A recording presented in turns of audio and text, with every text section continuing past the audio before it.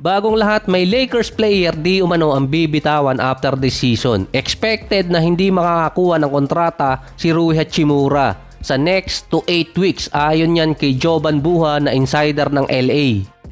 Dahil sa di umano gustong makita ng LA kung paano siya mapupunta sa rotation for next season. Siya kasi yung starting power forward last year na may average na 13 points, 5 rebounds, 1 assist, 50% sa field at 41% sa 3-point area. Decent number yun. Kahit si Lebron hindi expected na i-retain for next season, kapag nawala yung kontrata niya, lalaki kasi yung cap space ng LA at maire-resign nila si Austin Reeves sa max contract na base naman sa mga report, lock-in na si Reeves for next season sa panibagong contract. Pwede nga lang mabago yun, depende sa magiging performance niya. Na dahil doon sa sinabi naman ni Mark Cuban, malamang ginagawa ng paraan para bumagsak yung kontrata ni Austin Reeves kaso hindi nangyari. Dahil meron palang connection si Sham sa pagkakakuha ng Dallas dito kay Kyrie mula sa Brooklyn Nets. Ayon yan dito kay Mark Cuban. Kay Sham din kasi nagsimula yung issue regarding sa max contract na pwede makuha ni Austin Reeves at yung sa issue din na nag-struggle siya sa playoffs versus Minnesota. Ang expiring contract pa sa LA si Maxi Kleber at si Gabe Vincent. So kasama dun si Rui na sinabi din ni Rob Pelinka hindi nila iti-trade si Gabe Vincent na gusto nilang i-retain for next season. Na dito naman papasok yung Portland since naibenta na or official lang naibenta yung Portland sa bagong team owner. Magtatatlong taon na rin na merong Jeremy Grant trade rumors dito sa Lakers. Na di umano ito ang best time sa LA na makuha siya. Going 32 years old na si Jeremy Grant ngayong season, nag-average siya last year ng 14 points, 3 rebounds at 2 assists per game, bagsak pa stats niya 37 and 36%. Pero noong 2024 season, may average siyang 21 points, 3 rebounds, 3 assists, 45 and 40. Mataas pa ang stats niya nun. Kaso hindi sa trade hinahabol ng Lakers si Grant kundi kung iba-buy out ng Portland. Dahil nakuha ng Portland pabalik si Holiday, meron ngayon total na $200+ million na combine na kontrata si Grant at itong si Holiday. Tinag pa si Jeremy Grant na may worst contract kasunod ni Bradley Beal na na-buyout na rin. May natitira pang 3 taong kontrata kay Grant kasabay yun ni Holiday. Pero si Grant kinukonsider dati na solid two-way player. At noon pa siya iniintay ng mga teams na makuha pero dahil sa kontrata niya, walang magawa yung mga teams. Oras na mabuyout si Grant sa Portland, ang chance ng Lakers doon makuha siya dahil matagal na siyang hinahabol.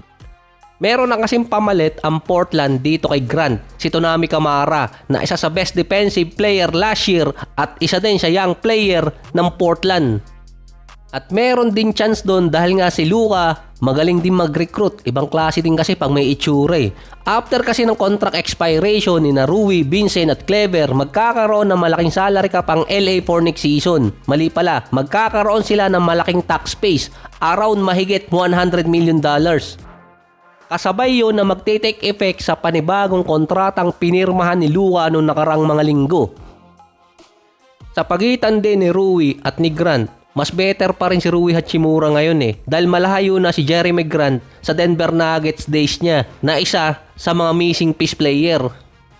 Si Kawhi Leonard naman papasok sa training camp na walang nai-report na injury na malaking problema yun sa Clippers. Inamin din ni Kawhi kung bakit siya umalis dati sa San Antonio.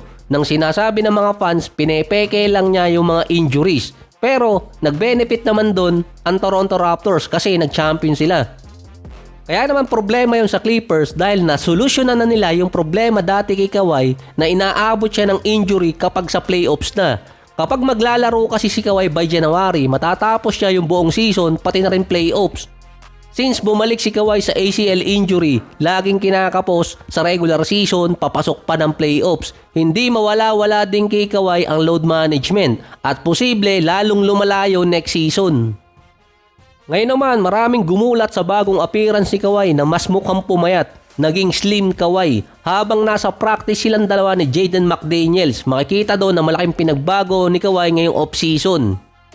Nung tumabi siya kay McDaniels, halos nanliit si Kawhi eh. Hindi lang 6'9" to si McDaniels base sa mga nakalista eh. Base pa sa mga write-ups, nagpababa ng timbang si Kawhi para makaiwas sa injury. Dati listed siyang nasa 205 pounds last season. Ngayon mas malamang mas mababa pa yun. Ang mga fans sinabi naman kung anong ginawa ni Kawhi ngayong off-season para numipis yung katawan, dapat siguro turuan niya si James Harden. Pero common kasing ginagawa ng mga player na kapag bumaba ang timbang nakakaiwas sa injury. Yun ang preferred nila, katulad ng ginawa kay Luka at kay Zion. Based naman kay Lawrence Frank, since June pa lang nagte-training na talaga si Kawhi, kasama pa yun ng mga tour niya. At first time kay Kawhi na wala siyang listed injury sa loob ng 4 na taon. Dahil ngayon hindi pa ulit nagkakaroon ng report regarding sa injury sa tuhod niya.